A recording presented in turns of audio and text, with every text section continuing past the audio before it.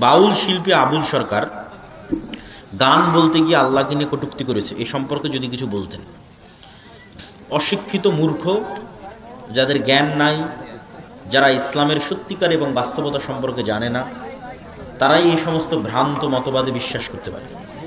বাউল বা লালনের যে মতবাদ, এটা সম্পূর্ণরূপে একটা শিরকি, একটা কুফুরি মতবাদ, একটা নাস্তিক্য মোনা মতবাদ এবং একটা ইসলাম বিদ্বেষী প্রজেক্ট হচ্ছে বাউল এবং লালনের প্রজেক্ট।